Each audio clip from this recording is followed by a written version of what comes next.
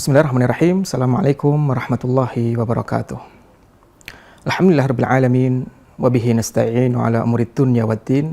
Assalatu wassalamu ala asyrafil anbiya'i wal mursalin wa ala alihi wa sahbihi wa man tabi'ahu bi ihsanin ila yaumiddin.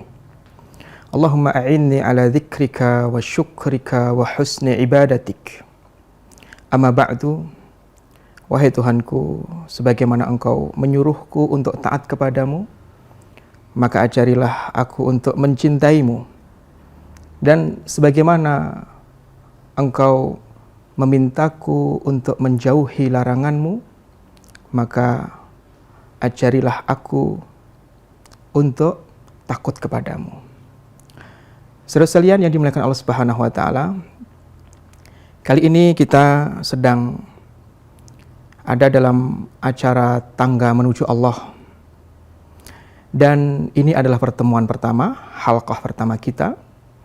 Dan kita akan membahas sepanjang episode Tangga Menuju Allah ini beberapa tahapan-tahapan yang semoga Allah Subhanahu wa taala membukakan ilmunya untuk kita, yang bisa kita tempuh sehingga bisa semakin mendekatkan diri kita kepada Allah Subhanahu wa taala. Dan di episode pertama ini kita akan memulai dengan surat yang Allah gunakan untuk membuka Al-Quranul Karim, yaitu surat Al-Fatihah. Sebagaimana Ibnu Qayyim Al-Jauziyah juga membuka pembahasan tangga-tangga menuju Allah itu lewat surat Al-Fatihah, karena surat Al-Fatihah menjadi pijakan yang utuh, menjadi frame yang utuh dalam memandu seorang hamba untuk sampai kepada Allah Subhanahu wa taala. Saudara sekalian yang dimuliakan Allah Subhanahu wa taala,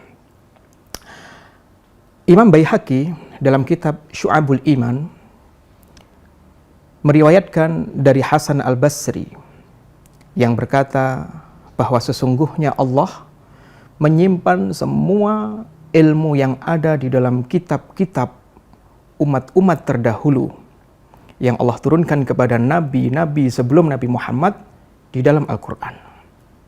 Dan Allah menyimpan ilmu yang ada di dalam Al-Quran di dalam satu surat yang istimewa, yaitu surat Al-Fatihah. Dan Ibnu Qayyim Al-Jauziyah melanjutkan, dari surat Al-Fatihah itu maka Allah Subhanahu wa taala mengambil intisari kandungan dari makna Al-Fatihah itu dari ayat yang kelima, Iyyaka na'budu wa iyyaka nasta'in. Hanya kepadamu kami menyembah dan hanya kepadamu kami memohon pertolongan.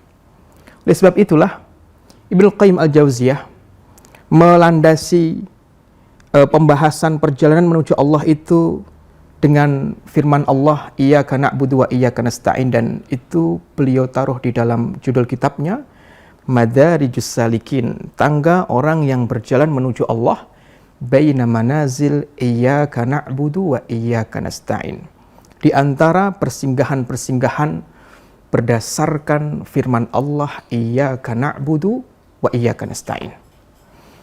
Saudara sekalian yang dimuliakan Allah Subhanahu wa taala, Iyyaka na'budu wa iyyaka nasta'in. Hanya kepadamu kami menyembah dan hanya kepadamu kami mohon pertolongan. Perlu kita fahami bahwasanya gelar tertinggi kita di dunia ini adalah sebagai abdun, adalah sebagai hamba. Sehingga harus kita bawa gelar ini dalam setiap aktivitas hidup kita, bahwa kita ini adalah hamba Allah. Sebelum kita ini direktur di tempat kita bekerja, kita ini adalah hamba Allah. Sebelum kita ini adalah pimpinan di tempat kita beraktivitas, kita ini adalah hamba Allah. Sebelum kita orang tua, kita ini adalah hamba Allah. Sebelum kita ayah, sebelum kita sebagai ibu, dan seterusnya. Saudara sekalian yang dimuliakan Allah Subhanahu wa taala, maka tidak berlebihan ketika Allah Subhanahu wa taala berkisah tentang peristiwa Isra dan Mi'raj itu. Allah menyebut dan memberikan gelar kepada Nabi Muhammad bukan gelar nabi, bukan gelar rasul, tapi gelar abdun. Subhanalladzi asra bi abdihi lailan minal masjidil harami ilal masjidil aqsa. Maha suci Allah yang memperjalankan hambanya. Lihat, dalam perjalanan suci menuju Allah, Allah memberikan gelar kepada Nabi Muhammad, bukan nabi, bukan rasul, tapi gelar sebagai hamba. Di awal perjalanan menuju Allah, gelar inilah yang senantiasa harus hadir di dalam hati kita. Merasa bahwa kita itu adalah hambanya Allah. Dan berdasarkan firman Allah Subhanahu wa taala, iyyaka na'budu wa iyyaka nasta'in. Hanya kepadamu kami menyembah dan hanya kepadamu kami mohon pertolongan. Menyembah, beribadah kepada Allah, merealisasikan peran utama kita dalam kehidupan dan kehadiran kita di dunia ini, yaitu sebagai hamba. Apa itu ibadah? Apa itu hamba? Ibnul Qayyim Al-Jauziyah mengatakan bahwa pondasi ibadah itu dibangun di atas dua perkara. Yang pertama adalah cinta, yang kedua adalah taat. Sehingga orang yang cinta kepada Allah, tapi dia tidak mau taat kepada Allah, maka tidak disebut ibadah. Orang yang taat tapi tidak ada cinta, maka juga tidak disebut ibadah. Ibadah itu adalah perpaduan dari rasa yang hadir dari hati kita berupa cinta kepada Allah dan taat kepada Allah Subhanahu wa taala. Wa iyyaka nasta'in, dan hanya kepadamu kami memohon pertolongan. Adapun memohon pertolongan itu pondasinya juga dua. Yang pertama, percaya kepada Allah. Yang kedua, bersandar totalitas kepada Allah. Kalau kita percaya kepada Allah, tapi tidak mau menyandarkan semua aktivitas kita kepada Allah, maka kita belum disebut orang yang meminta tolong kepada Allah. Kalau kita bersandar kepada Allah, akan tapi kita tidak sepenuhnya percaya kepada Allah, maka kita juga belum merealisasikan makna wa iyyaka nasta'in. Maka nasta'in, wa iyyaka nasta'in, kepadamu kami memohon pertolongan, itu adalah perkumpulan dua rasa yang harus hadir dari hati kita, bahwa kita percaya kepada Allah dan kita siap totalitas dalam menyerahkan semua aktivitas kita kepada Allah Subhanahu wa taala. Saudara sekalian yang dimuliakan Allah Subhanahu wa taala, iyyaka na'budu wa iyyaka nasta'in, hanya kepadamu kami menyembah dan hanya kepadamu kami mohon pertolongan. Di